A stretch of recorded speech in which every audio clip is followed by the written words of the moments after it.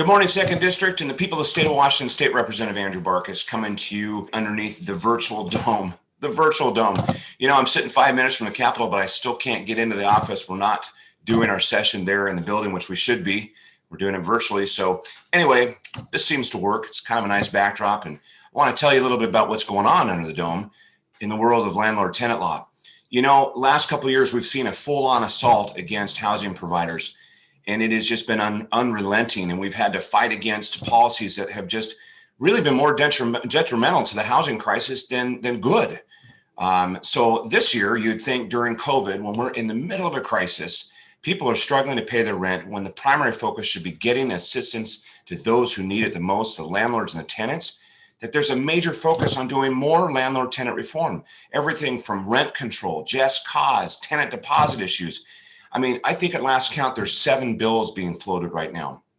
What I've done is I've just taken an approach based on what the stakeholders said, what we did during the interim with the governor's office to stop the moratorium.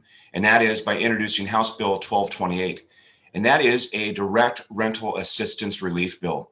We're going to look at taking, appropriating $600 million from the rainy day account, which is used for emergencies. And at last account, this is an emergency, right? According to the governor, it is. So we're going to use those funds to get into the rental assistance pool to get directly to the landlords and the tenants who need it.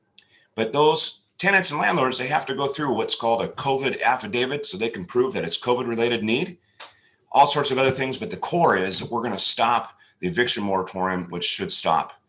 Now, this will go into 2021, run through about June, but it's a good bill. Check it out. House Bill 1228. It's going to get a hearing next week in the Housing Committee. And hopefully we'll get some traction. It's a bipartisan bill, by the way. Several Democrats have signed on with me to promote this good policy.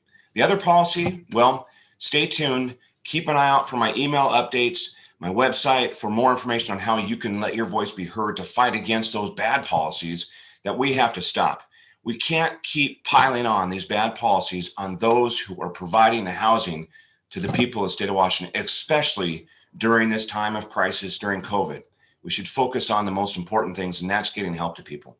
Anyway, watch for more of these video updates. I'm going to be doing them probably every Friday or thereabouts, and we'll try to get more information out to you. And as I always say, it's an honor to serve the 2nd District. Have a great weekend.